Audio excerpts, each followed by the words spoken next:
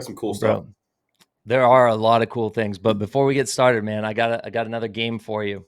Ooh, okay. I need your top 5 ever baseball movies. You're really putting me on the spot right here, dude. Oh wow. Because it might get to the point that I can't name 5 baseball movies. And now I don't even seem I'm a fraud. Okay. Um, I would go Angels in the Outfield 5, Bull Durham 4, um, uh, Sandlot 3, 2. I don't know, man. My favorite baseball movie is Major League. Let's leave it at that. That's a solid one, bro. I love Major League. And I did put you on the spot. My bad, bro. I know you're not a fraud. What's yours? What's yours? All right, so I actually put some thought into it. So if I was in your shoes, I for sure would have been stumped. But I know I watch more movies than you also because you're too busy just freaking grinding out the analytics for hitting, bro. I just I tried to, more bro. than you do. But yeah, my top 5 were Hardball. I had to throw that one in there, man. That's such a good movie. Little Big League. And then I put Major League for third, Field of Dreams for number 2, and then Sandlot for number 1. Sandlot's just my all-time favorite, bro. Like I can't not put that at the top. Yeah, I love Um, the theme song. Got me onto like that kind of music. So I started listening to like some rock music after that. Love yeah, it. bro, you got to, man. Like that's just a vibe. The whole part of it, like even down to like Hamilton Porter calling his shot and everything, bro. Like there's so many iconic moments in there. Yeah, yeah. Dude, speaking of that, did you see that that Hamilton Porter's like the Babe Ruth like shot call jersey is selling for $24.1 million? What? I Yeah. didn't see that actually. Yeah, it's the Babe Ruth called shot jersey, bro. $24.1 million, the most expensive piece of sports memorabilia ever sold. Okay, so that's insane. Number one. Number two, it just makes me think. Okay, because like you can't really put a price on these things, right? Is that considered like art to a certain extent? Oh, for sure. So money laundering, 100%. All that is. All that Some is. someone's just looking for a tax write-off Oh yeah. or tax fraud or something, man. That's crazy. That's crazy that you called that out, bro. Money laundering. Dude, no, seriously, like the fact that someone has that much money to just drop on a jersey that goes on the back wall is insane, man. Like I'm struggling just to put anything on my back wall right Yeah. now. That's so Struggle. That's funny, what they man. call the FU money. Bro, all right. So that's like literally perfect. So the FU money or the FU pitchers, bro. Like, did you Uh-huh. read that Charlie Morton article where this dude like literally has hit more guys in his career than like he's in the top 10 for most hit by batters. Did you see that? Yeah, and I love Oh, that. dude, no, like literally this guy's like the nicest guy in the world. I've read so much of his stuff. This dude's like super iconic. He literally hit his 183rd guy the same day that he struck out his 2000th guy. Mhm. And the dude literally apologizes every time he hits someone. It's like a freak accident every time he does it. So Uh-huh. he's like the epitome of effectively wild. Yeah, seriously. Dude, like whenever I'm up there, like I don't know why, but it's never been a conscious thought for me that I'm gonna get hit. It's just never like that concept has never come into my mind as a hitter. Don't know why, but then when it happens, I'm like, oh my god, I just got hit. Like I forgot this was a part of baseball. Dude, you kind of have to have that, bro. It's almost like a mental block because if you're thinking like this dude throws 96 and then you're thinking, okay, this guy might hit me, Mhm. like you're gonna play timid, you're not gonna be effective, you're gonna play on the defense. Yeah. As dude, I mean, you know just as well as I do, like the enemy of a good athlete is fear in the mind. It's the Mm. ultimate limiting factor, bro. Like, yeah. Dude, that's literally like without even thinking about it, now that you're like bringing that to my attention, that's literally the thought that goes through my head every day because a lot of my clients are throwing in the mid to or the low to mid 90s, and I have to play catch with him every day, and I'm literally like rocking almost a broken thumb right now. But Yeah. like I literally have to subconsciously block out the intrusive thought of like getting hit in the face or a ball getting broken through my web or anything like that. It's like the scariest thing ever. But Yeah. anytime I have that small thought, it's like stop, reset, like block it out. I have to mentally do that. Yeah. Dude, I will say playing catch with pitchers is completely different than playing catch with position players, bro. I mean, a complete hazard, bro. I never want to do it. It's something that I never want to be a part of, especially the experimental phase. Hey, let me try my changeup from 30 feet while I'm throwing it 90%. Like, no, I don't want it. No. Yeah, that's what I do for a living. So thanks That, for just crushing my dreams. that's scary, man. Yeah, no, it's not fun, especially the guy who's like trying to throw the slider for the first time and he's at 46 feet. He's like, oh, hey, I just want to get a feel for this. The second he says, I'm trying to get a feel, I'm like, let me back up 60 feet, get Yeah. away from me. Because Yeah. Let that me get some feel gear. is, yeah, the only thing feeling about that pitch is me feeling my back foot just get obliterated. That was another crazy fact, bro. I didn't realize this, but of Charlie Morton's like hit by pitches, Mhm. this dude, he has like a 3,000 spin rate curveball. What was your slider spin rate again? 2780. Yeah, so he's got like 300 RPMs on you on his curveball, and it's only like 70 something, Mhm. like high sevens, low eights. But the dude literally hits like 60% of his hit by batters with that pitch to like a lefty's back foot. Yeah, I mean, I get it. That spin rate's insane. Is Clayton Kershaw in that realm too of spin rate on his curveball? He's definitely up there, bro. And part of what makes Clayton Kershaw great is just like the ability for him to like tunnel with his fastball Mhm. extremely well. And I think him and Charlie are kind of in the same realm in terms of like completely understanding their pitch design. But Mhm. yeah, like both those guys just have unreal late breaking curveballs that just make it devastating for hitters to pick up. Like one of the people they interviewed for that Charlie Morton article was saying that he just completely hides that pitch. Like there's no like pop up out of his hand. It's literally just dropping off the table last minute. That's Got insane. Yeah, guys in the first inning are just literally getting hit in the back foot and swinging at the same time. There's no better feeling as a pitcher, by the way. Like it's the worst feeling in the world to hit someone on a curveball because you know it didn't hurt them. Mhm. But um, That's a but crazy perspective. I thought you were well, about to give if me I'm gonna waste a pitch, I gotta freaking make it like gotta make them pay. yeah. But according to Charlie, he feels bad all the time. So I guess I need to change Well, he's my better than you. perspective. Yeah. I'm super old school, bro. I'm like of the mindset like, oh, you gotta just like block it out and you gotta it's part of the game and Mhm. you have to live with it. But yeah, Charlie's just like, man, I'm glad we're getting out of that era where I can actually be empathetic. It's like, Charlie, you're killing my vibes, bro. Different guy for sure. No, I respect it though, and I kind of have to change my perspective on that as well. Yeah, there's not enough guys like Charlie Morton and Shohei Ohtani in the world, man. No, no. Yeah, or Shohei Ohtani's dog. Did you see that? We're gonna get into that later, Yeah. but Shohei Ohtani just dotting up the lower half of the zone with the ball. That was hilarious, bro. What's your take on Shohei? Did you read the article about the bobblehead night? Yeah. Yeah. Dude, literally is 7 hours of waiting for the gate to open up. That's crazy. Are you surprised though? It's like Michael Jordan releasing shoes, but like more limited. You know what I mean? Because it's a Shohei bobblehead. Yeah, that's true, huh? Like I think I've passed up on so many bobbleheads over the years that I've just kind of like not even thought about like how those are even collector items and stuff. But Mhm. dude, the fact that like Shohei's packing out the crowd and the lines like going all the way down the ramp for guys just waiting to get in there is insane. Yeah. Yeah. I actually think that Shohei, something from his career, some piece of memorabilia is going to sell similar to Babe Ruth's jersey. Mhm. I bet, bro. Especially At if he some point stays in the on next track for 30 years. that. Oh, for sure. Yeah, especially if he stays on track for that 50-50 that he's got going on right now, like Mm, on track to get the 50 home runs and 50 stolen bases, bro. Like he's just setting records and making history left and right. yeah, man. Yeah. Oh, dude, so I saw the stat that was like Shohei is having an incredible season. He's the fastest dude to 40-40, but he's having Barry Bonds' 11th best season.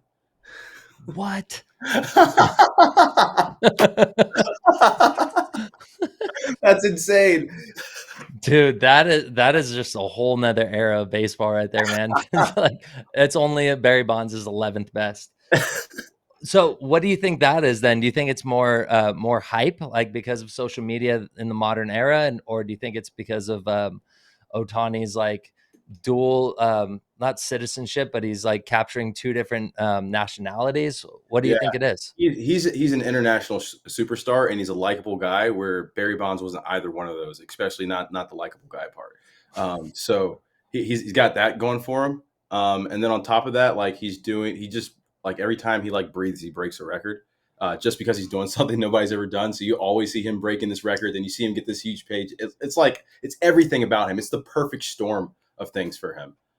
Yeah, no, it's that's so true, and to think like he's setting all these records and he hasn't even thrown a ball this season, like on like a competitive aspect, like Mhm, that's so crazy, man. The mhm. dude's WAR is like up there with some of the guys who had to like throw like complete game shutouts and had to like grind. Like I saw him up there with Roger Clemens and Randy Johnson for like and even Greg Maddux. Like he's Mhm. up there with all those guys, man. It's crazy. Nuts. How long do you think that like his body can keep that up?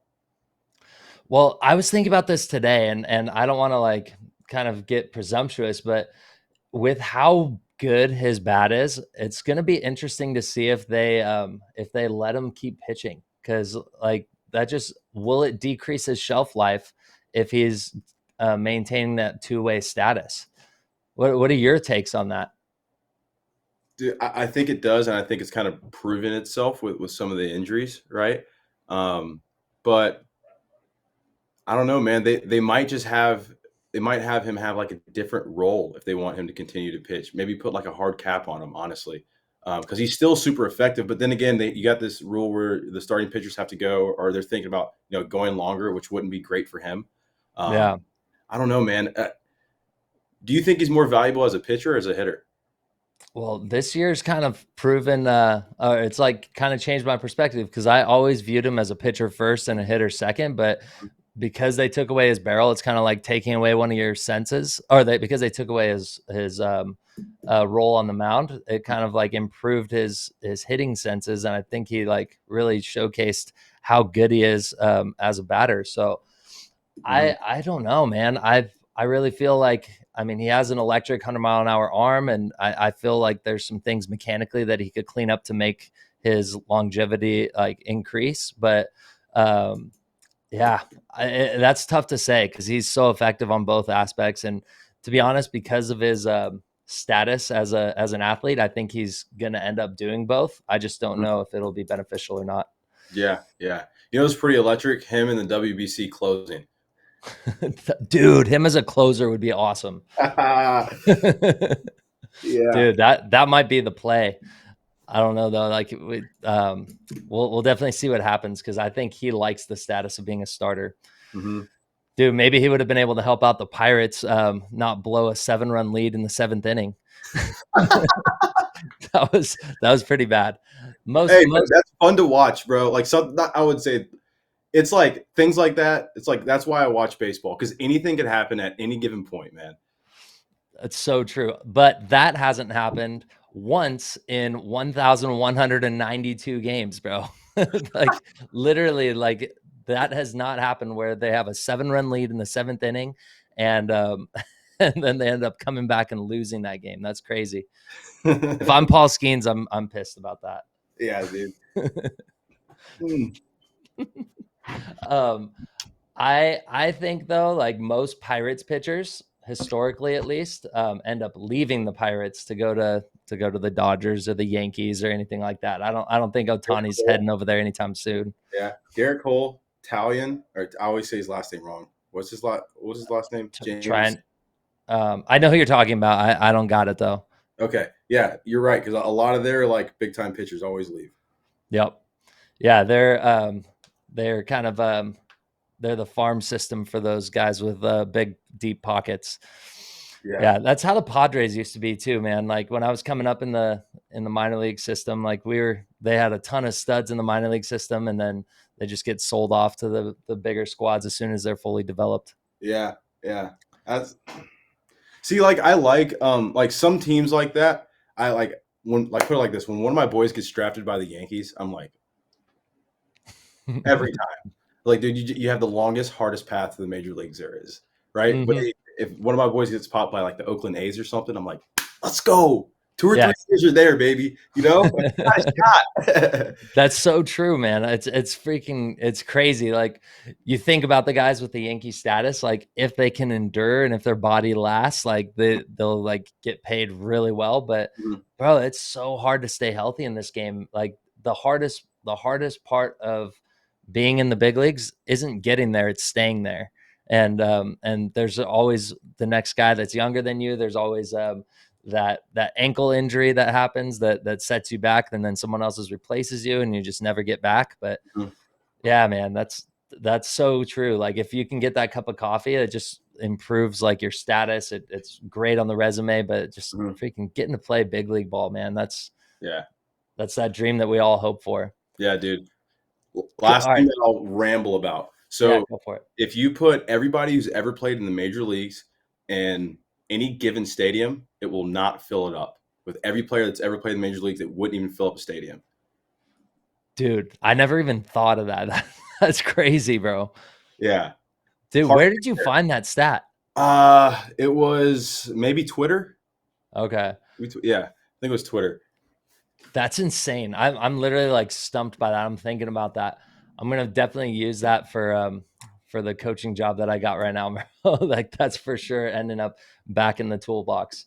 Yeah. Um, bro, I was thinking about that. Like just getting an opportunity to play in a game, getting an opportunity to throw in front of that many fans. Like I think about like the Savannah Bananas all the time and kind of the crowds that they pull and Mhm. like even just the reach that we have, bro. Like, um, do you know Nicky Cass? You, Oh you ever man, watch that I have a guy's great stuff? story about him actually. All right, so I want to hear it first. I'm going to come back to this, but Okay, yeah, what do you so got? in 2017, Nicky Cass was the first person I ever worked with remotely hitting. What? Yes. So I'm on Twitter because I used to go on these Twitter rants all the time, and Instagram as well. I saw a video of him hitting somewhere. Right. I'm at South Carolina at the time. He's in high school, and I saw a video. I DM'd him. I was like, "Yo, I think I can help you with your swing. FaceTime me." I didn't even, this was before anything, right? It's just me helping some random kid out, right? Because I saw something in his swing. So next thing you know, dude, we're on FaceTime. He's like, "Oh, you go to South Carolina, yada yada." So like, yeah, tell him everything about it. And we worked together like remotely for, man, I don't know how long, maybe 2, 3, 5 months, maybe. Uh, and yeah, that's how we established a relationship. It's crazy. Dude, that is so awesome. Like that, I had no idea, bro. That is so cool. Yeah. Dude, such a small world. Literally, this baseball world just like brings families together, man. I Mhm. love it. Yeah. That's so cool. Why haven't we like worked with him, bro? I have That's no clue, awesome. dude. Yeah, Yeah. that was stored back in the vault there, but Bro, I have so much respect for that guy. The fact that he got his chance to throw in front of a Yankee Stadium crowd and he brought out his like Coach Al impersonation and he wore the freaking beer gut, bro. Like that was freaking hilarious, bro. Like I love that guy forever now. yeah, Just man. because like he didn't break script to like fulfill his childhood dream. He literally just rolled with what his audience is like, man. Mhm. Like that dude is the epitome of like having his thumb on his audience and knowing exactly what to do next, man. You could Yeah, learn so much from that guy. absolutely. Absolutely. Dude. Oh man. So there's a couple different videos that went like super viral, bro. Like Mhm, I don't know which ones to go through the most, but all I could think about and like everything in my head wanted to like just talk about this one. It mhm. was the White Sox throw down to second.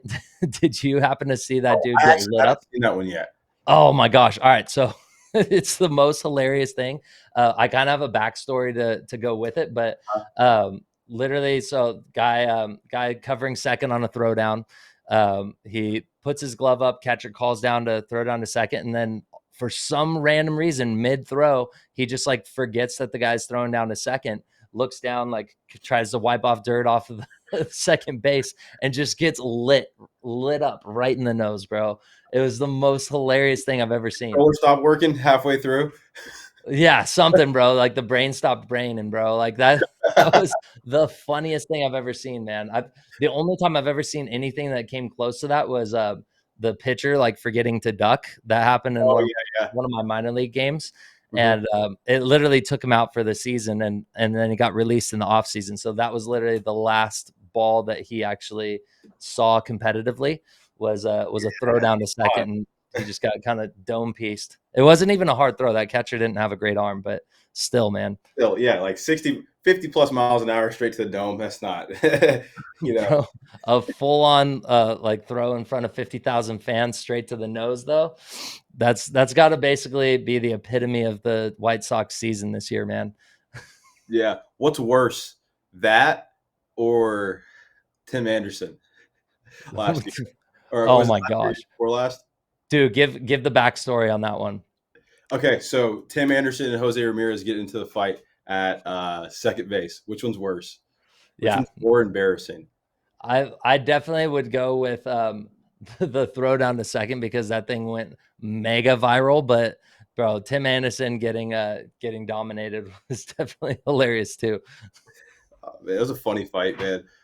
Yeah, bro, like there's so many, like you dream of it your whole life getting in a fight like that, and then that's kind of the outcome. That's Yeah, got to be pretty like bad. a punch like that knocks you out. Like, Just epitome of glass jaw right there.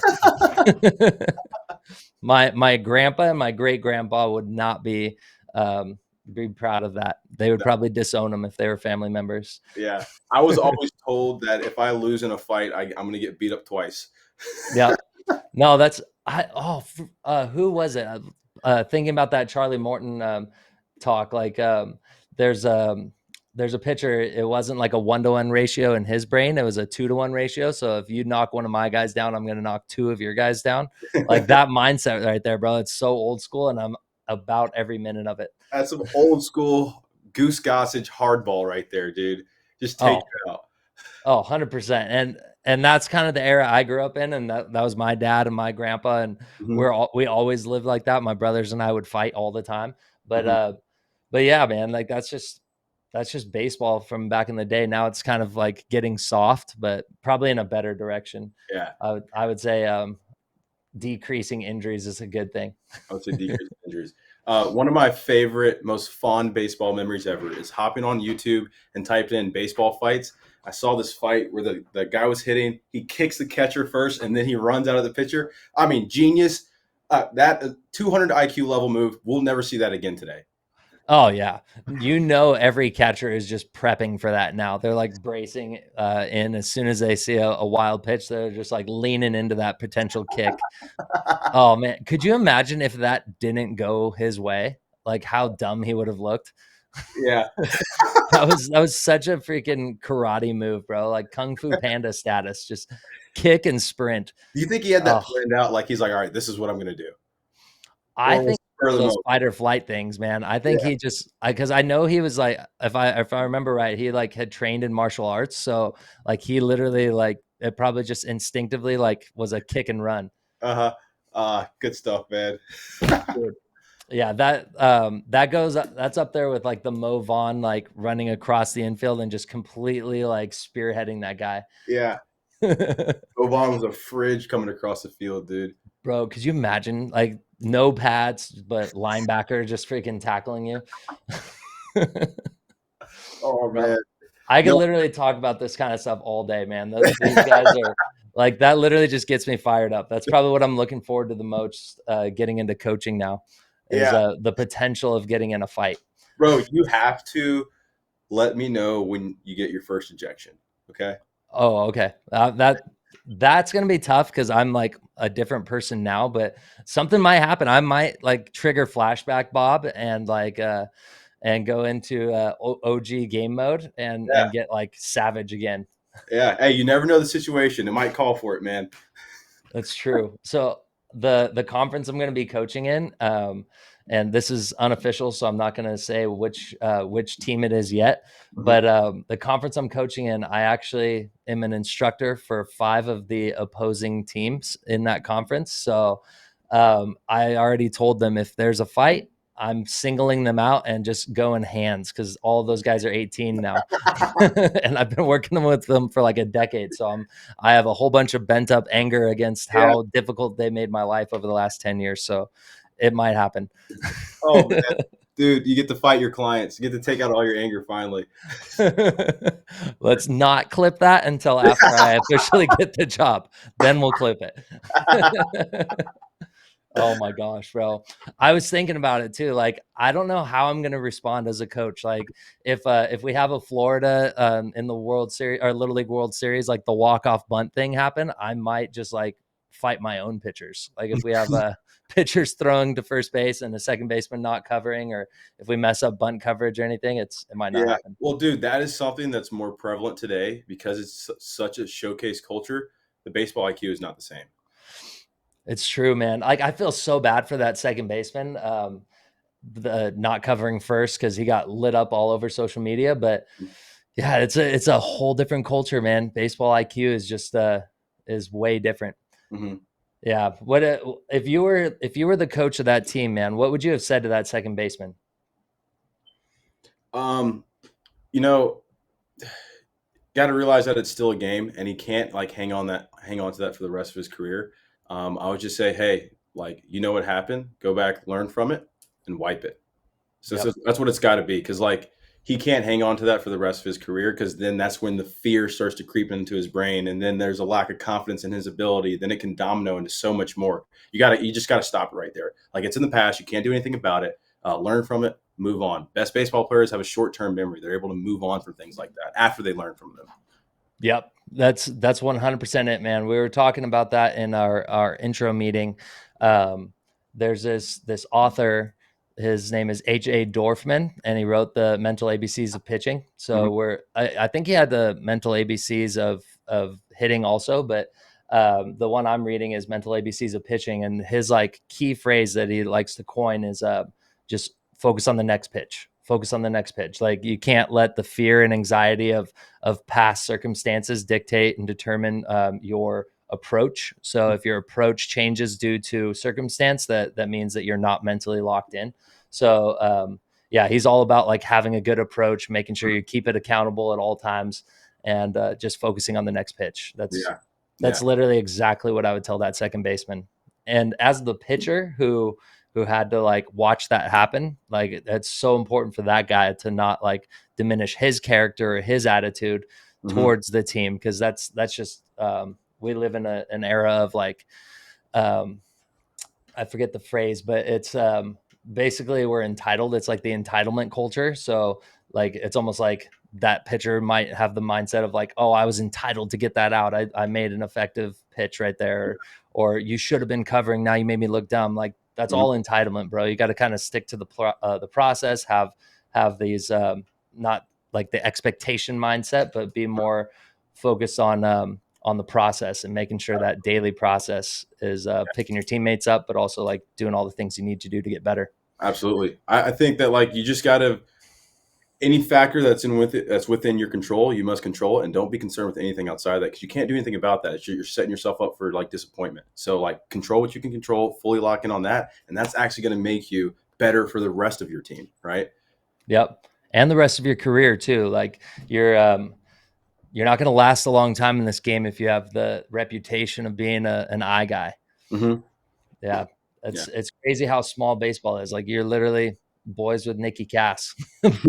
But like word gets out, bro. If Nicky thinks of you um, as a showboat or someone who doesn't know what he's talking about as a hitting guru, like that word's gonna get out. So the fact Absolutely. that you probably like helped him tremendously with his swing, I wouldn't doubt it that he's recommended you to countless guys That's sick. since then. That's freaking dope.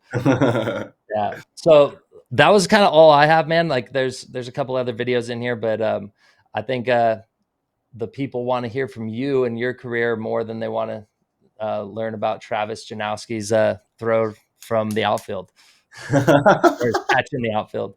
What do you got? What do I have? Let's see. I never have too great wisdom for you guys. I need to come up with something better. Let's see. I feel like I dropped some nuggets on you. Control what you can control. What else? Okay. Best baseball ever played in my life, most locked in, and how I felt like the most confident on the field was taking care of everything off of the field. Crazy concept, but one day I was struggling hitting, and I basically said to myself, I was like, man, how do you expect to be consistent doing the hardest thing in all of sports, and you're not consistent anywhere else in your life?